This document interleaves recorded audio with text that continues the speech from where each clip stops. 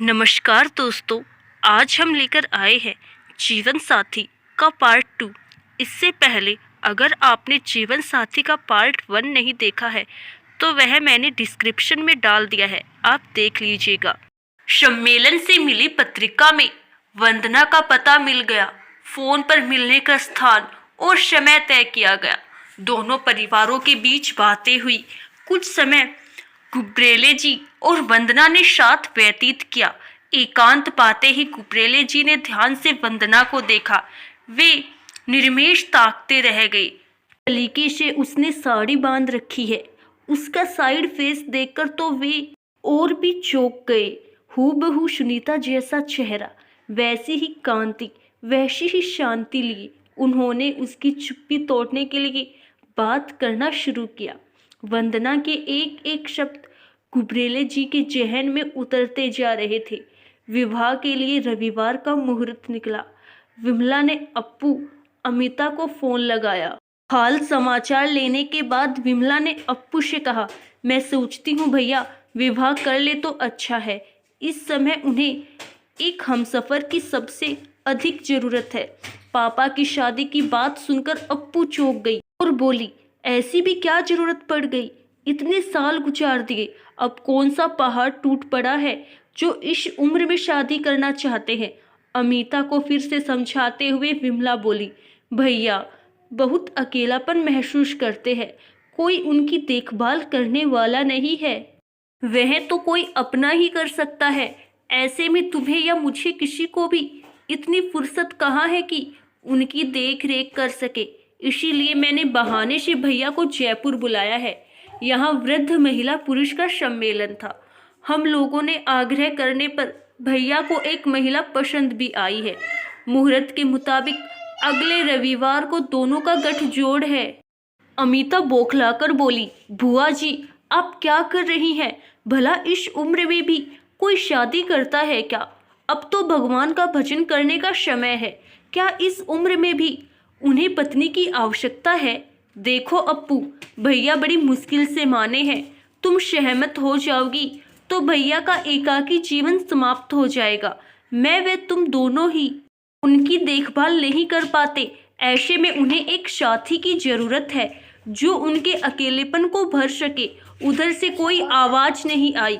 अब तक गुबरेले जी फोन के पास आ गए थे। विमला से रिसीवर लेकर अप्पू को समझाते हुए बोले, बेटी गुस्सा थूक दो, जल्दी से परिवार सहित यहाँ चली आओ।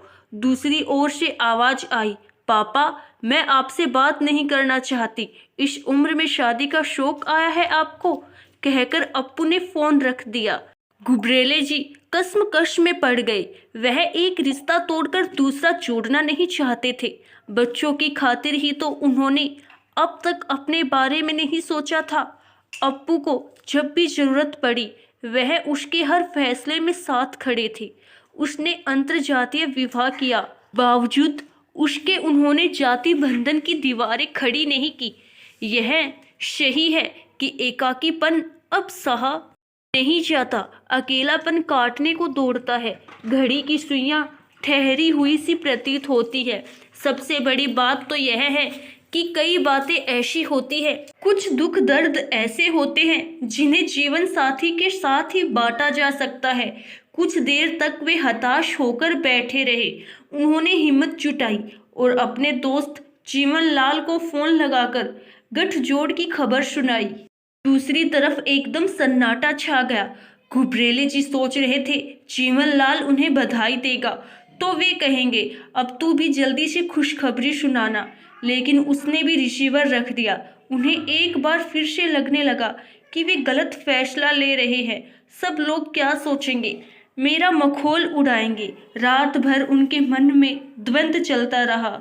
सुबह जब वे घूमकर लौटे तो विमला किसी से फोन पर बात कर रही थी। विमला के चेहरे पर चिंता साफ झलक रही थी। गुबरेले जी के पूछने पर उसने बताया कि वंदना के घर से फोन था। वंदना के ससुराल वालों ने 2 साल से उसकी कोई खबर नहीं ली, पर अब जैसे ही उन्हें पता चला है कि वंदना शादी कर रही है, उन लोगों ने उस पर दबाव बनाना शुरू कर दिया है। वे लोग नहीं चाहते कि वंदना शादी करे।